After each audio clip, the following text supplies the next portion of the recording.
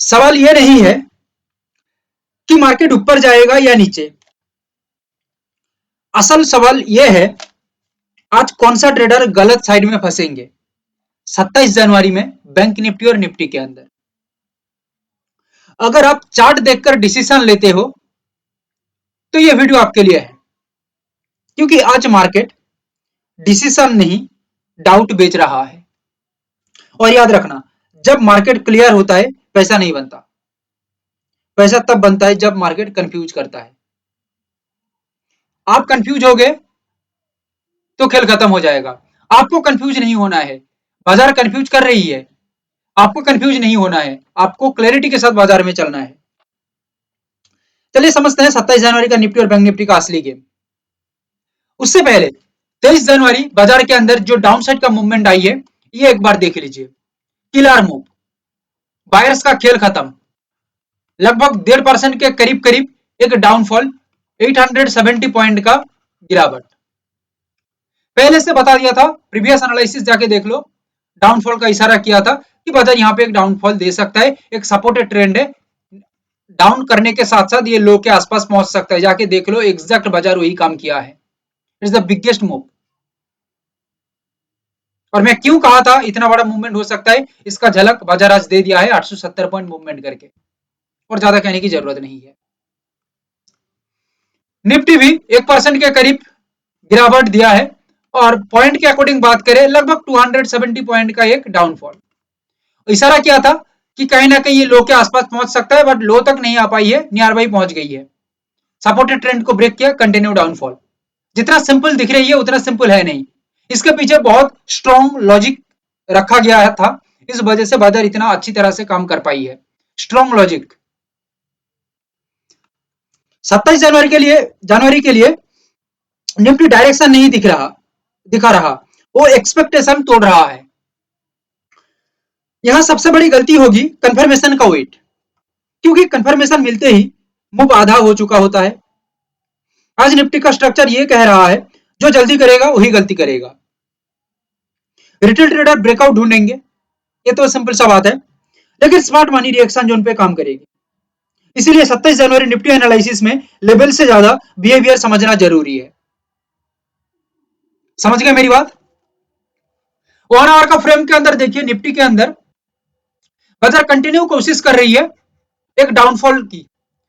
पहले मैं बता चुका हूं कि बायर्स का प्रॉफिट छोटा हो रही है, स्मॉल हो रही है, सेलर्स का प्रॉफिट बढ़ रहा है, ज्यादा हो रही है। सो दैट बायर्स चाहेगा कि पोजीशन को ऊपर लाया जा सके, बट सेलर्स अच्छा तगड़ी मूवमेंट में है और प्रॉफिट में, बड़ी प्रॉफिट में खड़ी हुई है, तो सेलर्स चाहेगा कि बाजार को नीचे लाया जा सके, और सेलर्स का प्रेशर सबसे ज्यादा बनेगा ये जगह के अंदर, क्योंकि ऑलरेडी बायर्स खत्म होने की जगह में आ चुकी है, और लगभग वही सेम काम बाजार यहाँ पे किया है, क्योंकि ऑलरेडी बाइंग का जो मूवमेंट है वो धीरे धीरे करके यहाँ पे खत्म हो रही है, और एक बार खत्म हो जाएगा जब ये जगह के नीचे निफ्टी एक स्ट्रॉन्ग सपोर्ट के नीचे टिक जाएगा, तब कंटिन्यू यहां तक बाजार गिर सकता है, और इसके बाद तोड़ देगा तो कंटिन्यू यहां तक बाजार आ सकता है। यानी कि बिगेस्ट डाउनफॉल की ओर निफ्टी अपना काम कर रही है। और याद रखिएगा, ये जब सपोर्ट को ब्रेक करेगा तब निफ्टी के अंदर एक स्ट्रॉन्ग डाउनफॉल होगा, साथ में बायर्स का प्रॉफिट छोटा हो जाएगा, या तो छोटा हो जाएगा या तो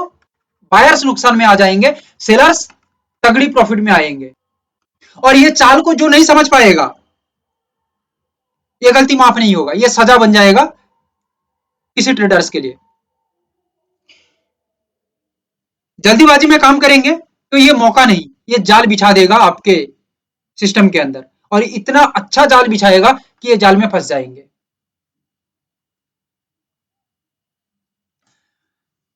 इसको और छोटा फ्रेम के अंदर देखते हैं। अच्छा, आगे की ओर बाजार कैसा रह सकता है? बाजार ये जगह के अंदर एक स्ट्रॉन्ग सपोर्टेड जगह है, रेजिस्टेंस जगह है, यहां से एक स्ट्रॉन्ग रेजिस्ट लेके अपना काम कर सकते हैं, क्योंकि सेलिंग प्रेशर रहने के कारण ये सब रेजिस्ट जोन की तरह ही काम करेगा, एंड कंटिन्यू डाउनफॉल की ओर आएगा। इसको 30 मिनट फ्रेम के अंदर देखते हैं, व्यू क्या कह रही है। कंटिन्यू डाउनफॉल, ये जगह के अंदर जो मैं 1 आवर का फ्रेम में बता चुका हूं, वही सेम व्यू यहाँ पे भी दिख रही है।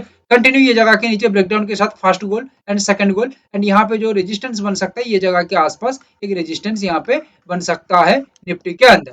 कंटिन्यू आ जाते हैं और छोटा फ्रेम के अंदर आ जाते हैं और देखते हैं बाजार यहाँ पे क्या कह रही है। कोशिश करिएगा दिखने के लिए। ये जगह एंड ये जगह इंपॉर्टेंट रेजिस्ट बन रही है। ये जगह के नीचे ब्रेकडाउन होने के साथ साथ द बिगेस्ट डाउनफॉल दिखने को मिलेगा एंड यहाँ से एक रेजिस्ट और यहाँ से रेजिस्ट बनने के साथ साथ भी एक स्ट्रॉन्ग डाउनफॉल निफ्टी में बन सकता है। देखो मेरे भाई, बैंक निफ्टी का चार्ट स्ट्रॉन्ग नहीं लग रहा है और ये सबसे बड़ी ट्रैप है। सही सुन रहे हैं, ये सबसे बड़ी ट्रैप है बैंक निफ्टी के अंदर, क्योंकि जब बैंक निफ्टी स्ट्रॉन्ग दिखाता है तब वो स्लो होता है और जब वीक दिखाता है तब भी शार्प मूव देता है। तो ये तो बड़ी चाल है भाई। आज बैंक निफ्टी में पैसा बनेगा प्रेडिक्शन से नहीं, पेशेंस से। मैं क्यों पैसे की बात किया कि पेशेंस लगभग ट्रेडर के अंदर रहती नहीं है। वो सोचते हैं कि एक दिन में ट्रेड करके पैसा बना लेंगे बहुत सारा, नहीं होता है, ये पॉसिबल नहीं है। पेशेंस रखना ही पड़ेगा। जो पेशेंस लेके चलता है वही बाजार में अल्टीमेटली जीतता है। सिंपल सा बात है। यहाँ जो ट्रेडर अपनी ईगो लेके आएगा, अहंकार लेके आएगा, मार्केट उसे पानिश करेगी, इतना पानिश करेगा कि वो जिंदगी भर याद रखेगा।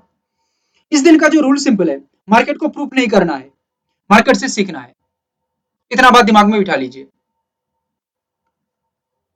यहाँ बायर्स जोश में आ जाते हैं और ये सोचते हैं कि भाई हमारा जो बाइंग पोजीशन है उसमें प्रॉफिट छोटा आ रही है, यहाँ पे जोर जबरदस्ती करके बाजार को ऊपर लेके चले जाएंगे। लगभग ये ना के बराबर फिलहाल दिख रही है। बाजार में कुछ भी हो सकता है, ये कोई नहीं कह सकता कि ये नहीं हो सकता, बट फिलहाल के लिए बाइंग का उतना ज्यादा खास महत्व दिख नहीं रही है। हमें लग रही है कि बाजार यहाँ पे यानी कि बाइंग प्रेशर यहाँ पे जितना भी जोश में क्यों ना हो, हीरोगिरी सब निकाल देगा बैंक निफ्टी यहाँ पे, और सेलर्स यहाँ पे हीरोगिरी निकाल देगा और एटीट्यूड लेके चलेगा नीचे की ओर। और एक बार एटीट्यूड पकड़ लिया बैंक निफ्टी तो कहानी खत्म कर देगी सेलर्स लोगों की, ठीक है। और कंटिन्यू बाजार डाउन के ऊपर चलती रहेगी। बिगेस्ट डाउनफॉल जो आप सोच भी नहीं सकते, उतना बड़ा मूवमेंट बाजार दे सकता है। बैंक निफ्टी की मैं बात कर रहा हूं। और कंटिन्यू रेजिस्टेंस ये जगह में ले सकता है back to back bank Nifty, और रेजिस्ट ले लेती है तो कंटिन्यू डाउनफॉल, अगेन डाउनफॉल चलता रहेगा, ठीक है। एक एक लेवल एक एक प्लेस को ब्रेक कर डाउन करता रहेगा और कंटिन्यू बाजार डाउनफॉल की ओर आता रहेगा, क्योंकि ये कोई नॉर्मल जगह नहीं है। It is the most psychological place जहां पे आके बैंक निफ्टी एक अच्छा रिएक्शन तैयार कर रही है। सो दैट ये जगह मोस्ट इंपॉर्टेंट प्लेस फॉर 27 जनवरी। देखो, आधा अधूरा ज्ञान लेके मत चलो।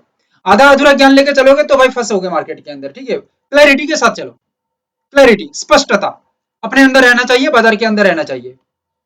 यहाँ पे क्या कह रही है, कंटिन्यू बाइंग का जो मूवमेंट है ये छोटा हो रही है, बाइंग का प्रेशर कम हो रही है धीरे धीरे करके, एंड बायर्स का जो प्रॉफिट है ये धीरे धीरे करके छोटा हो रही है, ठीक है। और ये कहानी तक आ जाएगी बैंक निफ्टी और इसके नीचे सस्टेन हो जाएगी तो बायर्स मोटा मोटी करके खत्म होने की जगह में आ जाएंगे। और लगभग ये जगह के मूवमेंट होने के बाद बायर्स नया तरह से कुछ सोचेंगे या नया तरीके से कुछ पोजीशंस बिल्ड कर सकते हैं, बट ये तो बहुत दूर की बात है, ये बात की बात है, ठीक है। नेक्स्ट ये बात करेंगे, इसके ऊपर हम बात करेंगे नेक्स्ट, ठीक है। फिलहाल मार्केट को यहाँ तक आने दीजिए, बाजार को यहाँ तक अपना काम करने दीजिए, फिर देखते हैं बाजार यहाँ पे क्या कर सकता है और क्या नहीं।